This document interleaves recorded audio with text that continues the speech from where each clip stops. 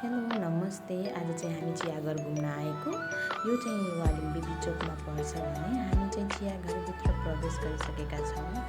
चियाघर चाहिँ यसरी बाँसले र खरले छाइएको छ भने यता चाहिँ खेल्ने कुरा र फोटो खिच्ने ठाउँ पनि छ। अनि यता चाहिँ हाम्रो प्रतीक्षालय बसेर हावा खाने। अनि यो चाहिँ हाम्रो पुर्खौँदेखि चलिआएको काठको मुढा, चानो, डोको आदि बनाएर देखाइएको छ भने यता चाहिँ चिया खानै पऱ्यो है चियाघर आएपछि। अनि हामी चाहिँ हाम्रो अर्डरको वेट गरिरहेको छौँ। मेरो सानो छोरी हाम्रो अर्डर चाहिँ आइसकेको छ, चाउमिन र थुक्पा। अनि हाम्रो कान्छी बहिनीले देउरानीले चाउमिन टेस्ट गरी मिठो छ भनिन्छन् भने यता मेरी भान्जीले पनि चाउमिन टेस्ट गरी मिठो लाग्यो मलाई पनि। अनि यता चाहिँ म कपाल मसाल्दै है चिसो चिसो थियो, त्यही भएर हामी चाहिँ अनि यसरी जेठानी देउरानी भएर गफ गर्नतिर लाग्यौँ। अर्डर गर्दै गर्दा हाम्रो चाहिँ ललिपप पनि आइसकेको छ अनि हामी चाहिँ ट्राई गर्नतिर लाग्यौँ। यसरी मिठै थियो।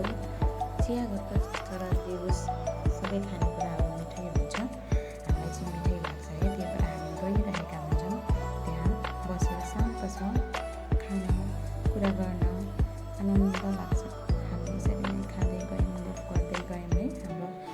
अनि हाम्रो ललिपप सकिएर हाम्रो यो चिकन स्यान्डविच आइसकेको छ है। हामीले चिकन स्यान्डविच पनि अर्डर गरेका थियौँ। हामी चिकन स्यान्डविच खानतर्फ लाग्यौँ है। मिठो थियो चिकन स्यान्डविच पनि, फर्स्ट टाइम ट्राई गरेको। अनि यता चाहिँ हाम्रो फ्राई मोमो पनि आइसकेको छ। फ्राई मोमो पनि टेस्ट गरिहालौँ न भनेर हामी चाहिँ फ्राई मोमो पनि टेस्ट गऱ्यौँ। फ्राई मोमो पनि एकदमै मिठो थियो।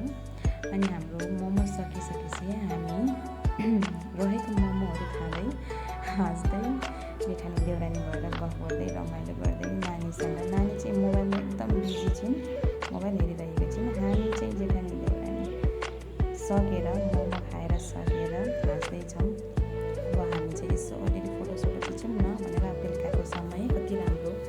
अनि यता चाहिँ खोलाहरू बगेको छ भने मेरो छोरी खेलिरहेकी छिन् मजाले। उसलाई पिसफुल भएको छ, एकदम शान्त छ वातावरण, उसलाई रमाइलो भएको लागेको छ। यता चाहिँ भान्जी नानी पिङ खेल्छु भनेर खेलिरहेकी छिन्।